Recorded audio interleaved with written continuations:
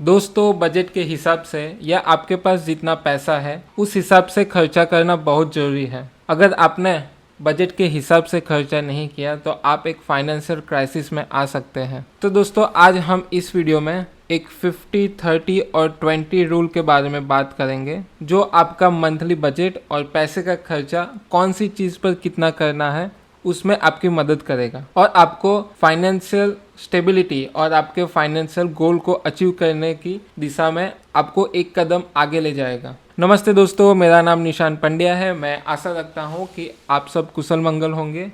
अगर आप इस चैनल पर पहली बार आए हो तो मैं इस चैनल पर पर्सनल फाइनेंस के रिलेटेड वीडियोस बनाता हूं, तो आप इस चैनल को सब्सक्राइब कर दीजिए और नोटिफिकेशन के लिए बेल आइकन को प्रेस कीजिए, जिससे नए वीडियो की अपडेट आपके अकाउंट में आ जाए। दोस्तों, इस 50, 30 और 20 रूल को इंग्लिश में नीड्स, वांट्स और सेविंग्स भी कहा जाता है। आपको मैं ये रूल एक एग्जाम्पल के जरिए समझाता हूँ। समझ लीजिए कि एक व्यक्ति है जिनका नाम है मिस्टर ए। मिस्टर ए की सैलरी टैक्स कटने के बाद आती है 36,000 रुपये, 36,000। हर महीने इतनी सैलरी आती है। अब यहाँ पर मिस्टर ए अपनी सैलरी में से 50% यानी कि 36,000 में से 18,000 रुपये ऐसी चीज़ों पर या ऐसी जगह पर खर्च करेंगे जो उनके जीवन के लिए बहुत ज़रूरी है, जैसे कि घर की ग्रोसरी, घर के मेंबर्स के हेल्थ पर, हेल्थ इंश्योरेंस हो गया, मेडिक्लेम हो गया, लाइफ इंश्योरेंस हो गया, उस चीज़ पर खर्चा करेंगे।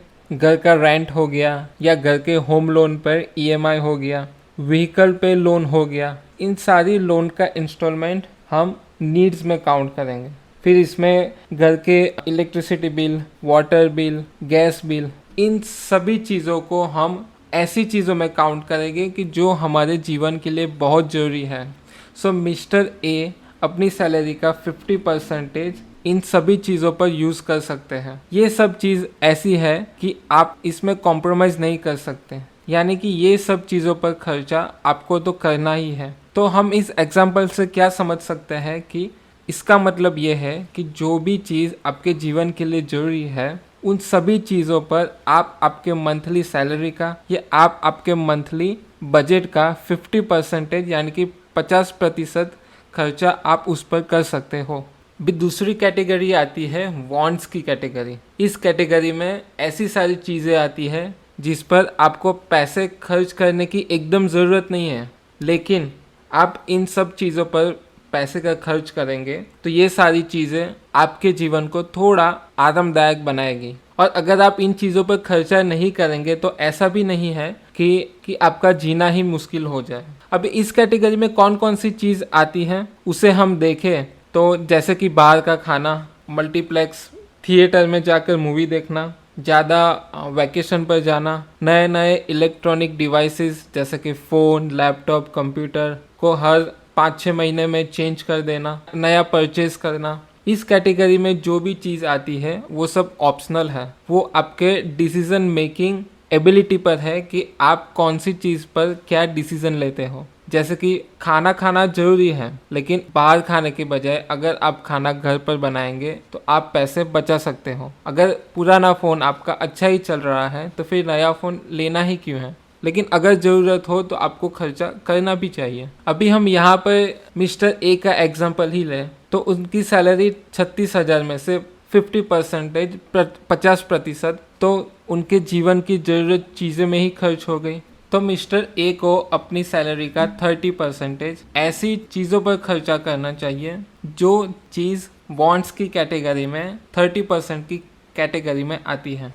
अगर आपको गाड़ी लेनी है तो ऐसा ज़रूरी नहीं है कि आप स्टेटस सिंबल के लिए महंगी गाड़ी जैसे कि BMW, मर्सिडीज़ ही खरीदें। अगर आप महंगी गाड़ी के बजाय ऐसी कोई भी कार खरीदेंगे जो आपके बजट में भी हो और आपका कार लेने का जो पर्पस है वो भी सॉल्व हो जाए, तो इस जरिए भी आप थोड़े रुपए बचा सकते हैं। ऐसे कई सारे डिसीजन से आपकी लाइफस्टाइल भी अच्छी रहेगी और आप पैसे को सेव कर सकते हैं, तो उस पैसे को आप थोड़ा अच्छी जगह पर इन्वेस्ट भी कर सकते हो। अभी जो आखिरी का 20% है वो आखिरी का 20% फंड है, उसे इमरजेंसी फंड, सेविंग्स में या तो फिर इन्वेस्टमेंट में यूज़ करना चाहिए। आप बैंक में सेव भी कर सकते हो, स्टॉक मार्केट में इन्वेस्ट भी कर सकते हो और आपके पास इमरजेंसी फंड इतना तो होना ही चाहिए कि अगर आपकी जॉब छूट जाए या अगर आपको अच्छे करियर के लिए जॉब छोड़ना हो तो आप 3 से 4 महीने तक का अपना जीवन जीने का जरूरी खर्चा है वो आप निकाल सको, या तो फिर बड़ा खर्चा आ जाए तो उसके लिए आपके पास पैसे हो। जैसे कि हम यहाँ पर मिस्टर ए के बारे में बात करें, उसी एग्जाम्पल की बात करें तो उनकी सैलरी 36,000 है टैक्स कट करने के बाद। उसमें से 20% यानी कि 7,200 रुपये का वो इन्वेस्ट या सेविंग कर सकते हैं। अभी कोविड-19 की वजह से कई सारी फैमिली में लोगों की जॉब चली गई थी, कई सारे लोगों को अपना खर्चा निकालने में दिक्कतें आई थी, अभी भी कुछ लोगों को दिक्कतें भी आ रही हैं। अगर हम हमारा हर महीने का खर्चा, घर का बजट 50, 30 और 20 रूल के हिसाब से करें तो आप आपका पैसों का मैनेजमेंट बहुत अच्छी तरह से कर सकते हो। अगर आप इसमें चाहो तो आप ये 50, 30 और 20 के रूल में थोड़ा एडजस्टमेंट भी कर सकते हो, लेकिन 50, 30 और 20 रूल एक अच्छा आइडियल रूल है घर के बजट के लिए।